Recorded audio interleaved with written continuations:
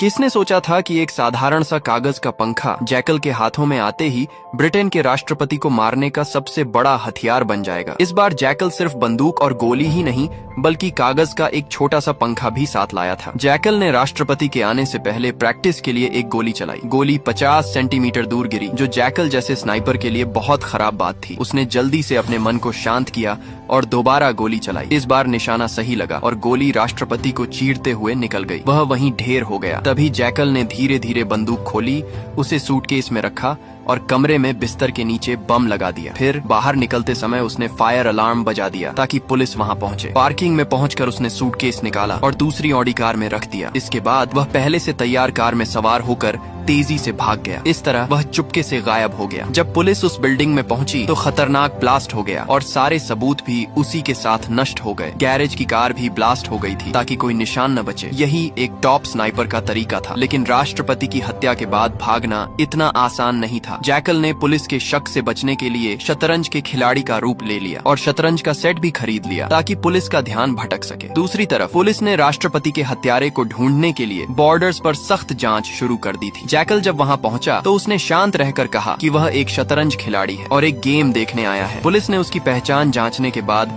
उसे गाड़ी में रखे डिब्बे को दिखाने को कहा। यही तो जैकल चाहता था, ताकि पुलिस वालों को यकीन हो जाए कि वह शतरंज खिलाड़ी ही है। पुलिस ने उसका पतला दुबला शरीर देखकर सोचा कि वह शायद मुर्गी भी न मार सके और उसे जाने दिया। जल्द ही जैकल फ्रांस पहुंच गया। एक इंटरनेट कैफे में जाकर उसने अपनी यूएसबी कंप्यूटर में लगाई और अपने कॉन्ट्रैक्टर से पूछा कि राष्ट्रपति को मारने का पैसा कब आएगा। जैकल आज तक उस कॉन्ट्रैक्टर से नहीं मिला था। वह मिलना चाहता तो था, लेकिन अगले कॉन्ट्रैक्ट के लिए $10 लाख सुनकर उसका मन डोल गया। उसने और कुछ नहीं सोचा और हाँ कर दी। उसने कहा कि 5 लाख काम से पहले, बाकी के बाद में। कॉन्ट्रैक्टर भी मान गया और उसे लोकेशन बता दी। जैकल पहले लोकेशन पर गया। वहाँ कॉन्ट्रैक्टर की एक एजेंट ने जैकल को नया टारगेट दिखाया, लेकिन जब उसे टारगेट का पता चला तो उसने कीमत 5 लाख से सीधे 10 करोड़ कर दी, क्योंकि यह टारगेट दुनिया का सबसे अमीर आदमी था और उसकी सुरक्षा बहुत सख्त थी, जिसे मारने में काफी मेहनत लगेगी। इसके बाद जैकल ने स्पेन में अपने विला में पहुंचकर देखा कि उसकी पत्नी बच्चों के खिलौने समेट रही थी। जैकल को सामने देखकर उसकी पत्नी का दुखी चेहरा एक मासूम मुस्कान में बदल गया। पत्नी को लगा कि वह अपनी बिजनेस ट्रिप से जल्दी लौट आया है, लेकिन उसे नहीं पता था कि उसका पति दुनिया का सबसे खतरनाक स्नाइपर है। जब उसकी पत्नी खाना बनाने गई, जैकल ने दरवाजा बंद किया और तिजोरी में अपनी बंदूक रख दी। फिर लैपटॉप पर कॉन्ट्रैक्टर से बात करने लगा। घर से निकलने के बाद उसे पता चला कि उसके स्पेन वाले विला में सब बदल गया है। उसकी पत्नी और ससुराल वालों ने उसका स्नाइपर वाला गुप्त कमरा ढूंढ लिया था, जहां कई देशों की करेंसी, नकली पासपोर्ट और एक पेशेवर मास्क रखा था। जैकल ये सब अपने फोन के सीसीटीवी में देख रहा था। उसकी पत्नी और ससुराल वाले हैरान थे। उसे डर था कि अगर उसके स्नाइपर वाले काम का पता उन लोगों को लगा तो उसकी पत्नी उसे छोड़ देगी। वह यही सोचते हुए गाड़ी चला रहा था कि अब वह अपनी पत्नी को कैसे समझाएगा।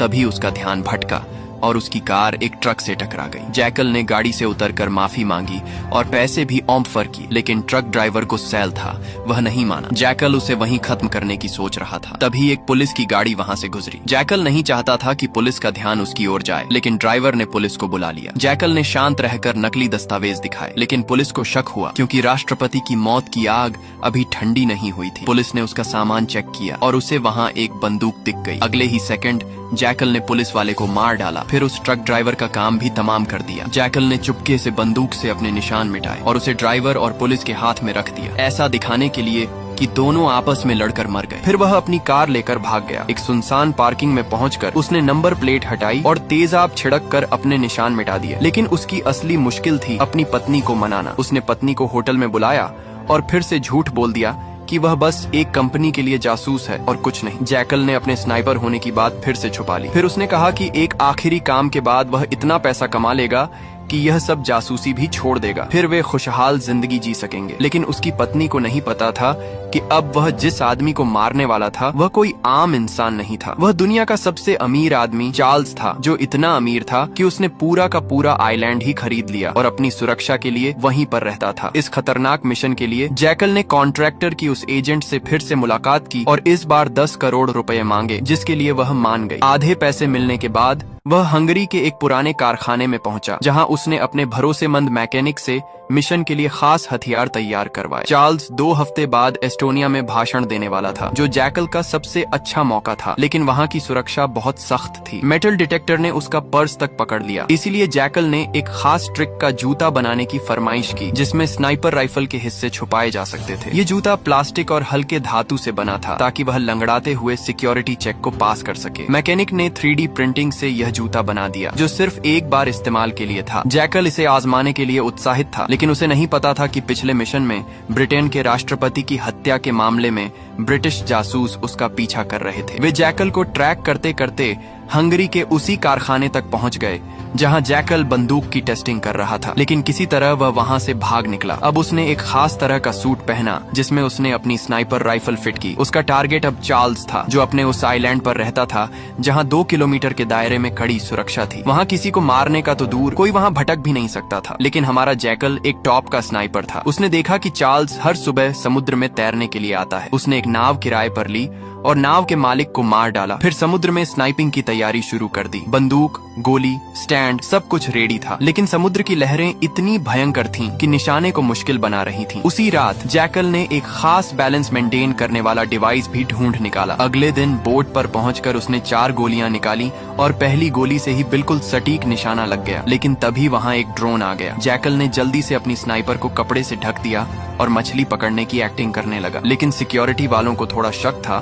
तो उन्होंने चेक करने की सोची। दूसरी तरफ चार्ल्स अपनी कड़ी सुरक्षा के साथ तैरने के लिए बाहर निकल आया और समंदर की तरफ बढ़ने लगा। तभी जैकल ने अपनी स्नाइपर राइफल तैयार की, लेकिन पास से गुजर रही एक तेज नाव के भंबर से उसकी नाव हिल गई और मौका चूक गया। तब तक चार्ल्स समुद्र में उतर चुका था। दूसरी तरफ चार्ल्स की सिक्योरिटी टीम जैकल की तरफ बढ़ रही थी, तो जैकल ने उसे बिना कुछ सोचे समझे मार डाला। अगले ही पल एक ड्रोन उसके पास आ धमका, लेकिन जैकल ने सिग्नल जैमर की मदद से उसे फ्यूज कर दिया। सिक्योरिटी हेड ने तभी वार्निंग दे दी कि कोई स्नाइपर उनके ऊपर एम करके बैठा है। हड़बड़ी में सिक्योरिटी ने चार्ल्स को बचाने के लिए उसे पानी में नीचे डुबा दिया। जैकल ने शांत रहकर गिनती शुरू की, ये जानते हुए कि चार्ल्स को सांस लेने के लिए बाहर आना ही होगा। उसने तीसरी गोली चलाई, जो गलती से गार्ड को लगी। ये देखकर चार्ल्स पानी में इधर उधर भागने लगा। वहीं दूसरी तरफ जैकल ने उसके नाम की गोली बंदूक में डाल चुकी थी। उसने अपने तेज दिमाग का यूज करते हुए अंदाजे से निशाना लगाया और चार्ल्स की गर्दन के आर पार गोली डाल दी और उसे मार डाला। फिर वहां से भाग निकला। मिशन पूरा करके जैकल एयरपोर्ट पहुंचा। वहां से उसने कॉन्ट्रैक्टर को उसके बचे हुए पैसे के लिए मैसेज कर दिया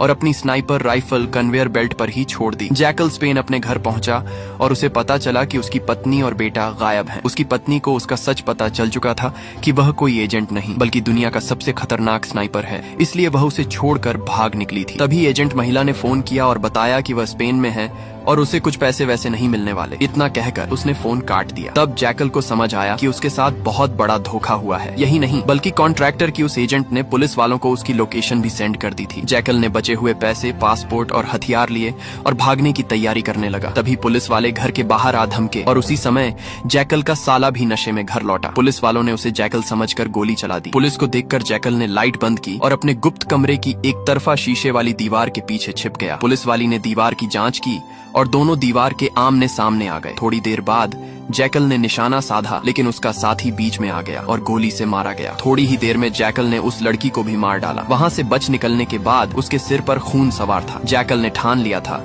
कि अब वह उस कॉन्ट्रैक्टर और उसकी एजेंट को ढूंढ ढूंढ कर मारेगा, लेकिन अभी उसकी सबसे बड़ी चिंता उसकी पत्नी और बेटे को वापस लाना था। उसने पत्नी को फोन किया, लेकिन उसने फोन कूड़ेदान में फेंक दिया। निराश जैकल हड़बड़ाहट में आगे बढ़ ही रहा था कि एक कार से उसकी कार की टक्कर हो गई और यहीं पर इस सीरीज का पहला सीजन खत्म होता है। नेक्स्ट सीजन अभी आया नहीं है। जैसे ही आता है उसकी एक्सप्लेनेशन भी आपको इसी चैनल पर मिल जाएगा, तो चैनल को लाइक और सब्सक्राइब करके रख लें। धन्यवाद।